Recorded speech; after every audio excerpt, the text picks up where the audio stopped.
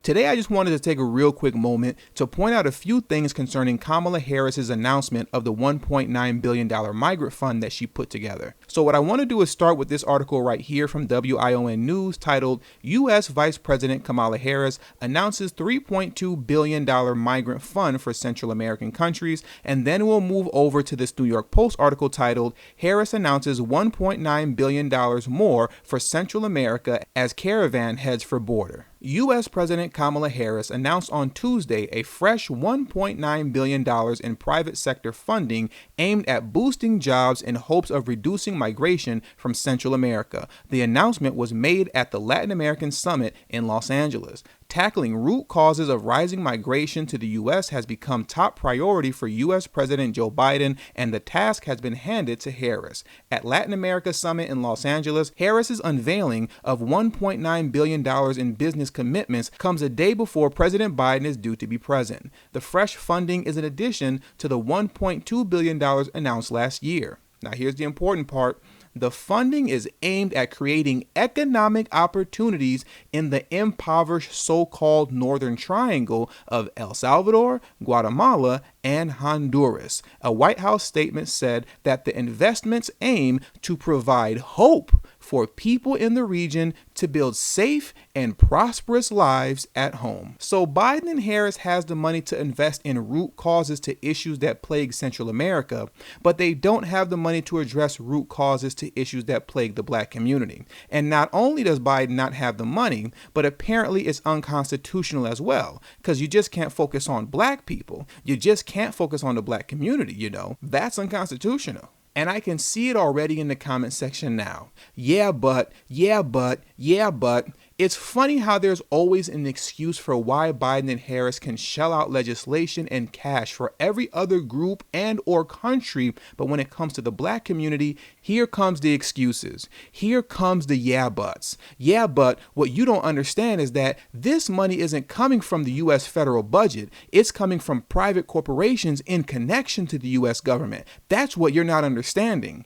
Okay, well, let's look into that a little bit. Vice President Harris emerged from a long period of silence on the border crisis Tuesday to announce the private sector would throw nearly $2 billion more at Central America, even as thousands of migrants from the region make their way towards the U.S.-Mexico frontier.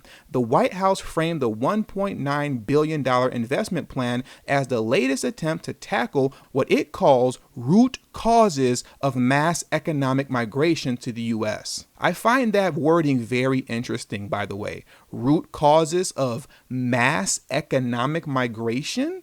What is mass economic migration? This sounds like language that's going to be used as an excuse to continuously throw billions of dollars at Central America to tackle, quote, root causes of mass economic migration. Let's keep that term in mind and see if that continues to pop up when we read about issues surrounding immigration. Let's please keep that in mind. Mass economic migration. That's very interesting wording. Now let's carry on. Initiatives include a $700 million expansion of cellular networks in Guatemala, Honduras, and El Salvador by Miami-based Millicom, a $270 million commitment by Visa to promote digital payments, and a $110 million investment by auto parts supplier Yazaki to hire more than 14,000 employees in Guatemala and El Salvador by the end of 2026. Now, what I want everybody to pay attention to is how Biden and Harris can do whatever it is they want if they really want to. Understand, these companies didn't reach out to the U.S. government out of the goodness of their own heart to help out with the immigration issue. No, Biden and Harris contacted them and said, hey, we have a proposition for you. Here's what we're trying to do. This is what we need from you. And here's what you'll get out of the deal in return. Biden and Harris completely bypassed the entire legislative process. No studies were needed, no votes were needed, and whatever the American people felt about it, Who cares? Because we're doing it anyways. You see how that works? But when you start talking about reparations for the descendants of American slavery, when you start talking about closing the racial wealth gap, when you start talking about an anti-black hate crime bill, when you start talking about any type of legislation that would specifically help the black community, all of a sudden, we don't have the money. We don't have the votes in the Senate. Oh, the Republicans. Oh, it's Mitch McConnell. And oh yeah, it's unconstitutional anyways. You see, when it comes to issues plaguing the black community, the Democrats don't do anything because they can't do it.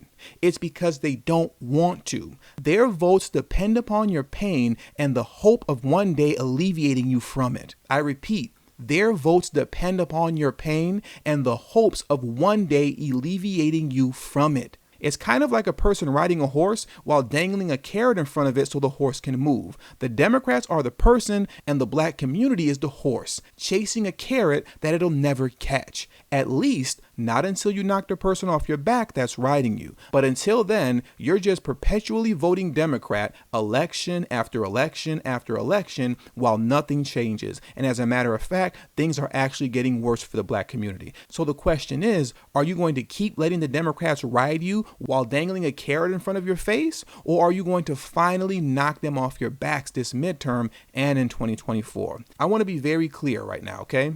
Let the Democrats lose. Let them lose and stop letting them scare you with the big bad boogeyman Republican. Well, we just can't let the Republicans win because if they do, they're going to throw us back in chains. No, they're not.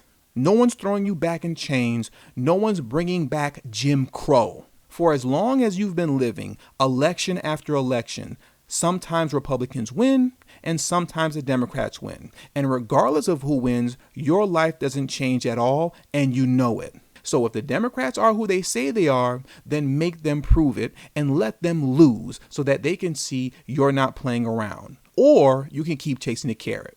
So with all that being said, that does it for today's video. Please make sure you hit the subscribe button as well as the bell notification next to the subscribe button so you'll be notified whenever I release a new video. All social media links will be pinned in the comment section below. Please make sure you text tdhiphop to number 33222.